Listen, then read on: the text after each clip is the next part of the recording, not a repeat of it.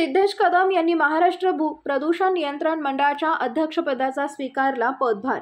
महाराष्ट्र प्रदूषण नियंत्रण मंडळाच्या अध्यक्षपदी शिवसेना शिंदे गटाचे नेते रामदास कदम यांचे पुत्र सिद्धेश कदम यांची नियुक्ती करण्यात आली आहे। सिद्धेश कदम यांनी सायन येथील प्रदूषण नियंत्रण मंडळाच्या कार्यालयात पदभार स्वीकारलाय। राज्यातील आणि मुंबईतील प्रदूषण कमी करण्याला प्राधान्य देणार असून प्लास्टिक बंदीची प्रभावी अंमलबजावणी करणार असल्याचं सिद्धेश कदम यांनी यावेळी सांगितलंय। ब्युरो रिपोर्ट, तेज मराठी न्यूज।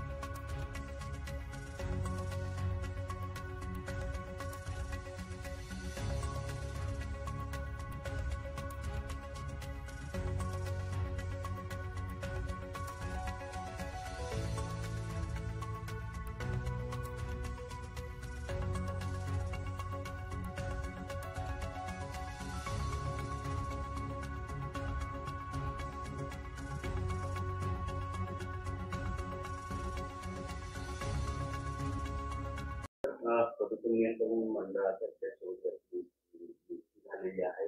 मुंबईतलं प्रदूषण असेल, महाराष्ट्रातलं प्रदूषण असेल, प्लास्टिक बंदी असेल, काय निर्णय घेणार?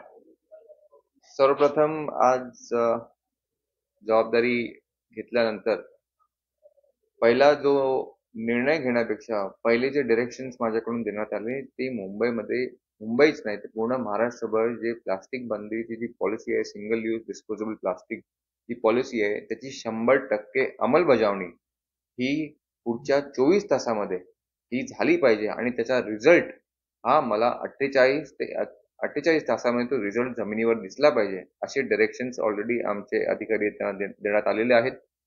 त्याच अनुसारून अनेक जे पर्यावरण दृष्टिकोनाचे जे विषय आहेत जसे शिवाजी पार्कचा जो विषय आहे, त्याच्यानंतर मुंबईमध्ये जी कन्स्ट्रक्शन ऍक्टिव्हिटी जी सुरू आहे, जे धडाक्याचे आमचे मुख्यमंत्री आहेत त्यांच्या माध्यमातून जे डेव्हलपमेंट वर्क सुरू आहे तर अनुसरून त्याच्यात जी कन्स्ट्रक्शन ऍक्टिव्हिटी सुरू आहे त्या अनुसरून जे पोल्युशन जे होते, ध्वनी प्रदूषण असेल, सॉइल प्रदूषण असेल, एअर पोल्युशन असेल, तर त्या अनुसरून अजून काय आपण उपाययोजना करू शकतो या संदर्भात सुद्धा आमची उद्या आढावा बैठक आहे आणि नक्कीच प्रदूषण कसं कमी करता येईल, कारण की आज एक युवा म्हणून पुढच्या पिढीला प्रदूषण मुक्त जर वातावरण आम्हाला द्यायचं असेल तर एक युवा म्हणून माझी सुद्धा ती प्राथमिक जबाबदारी आहे।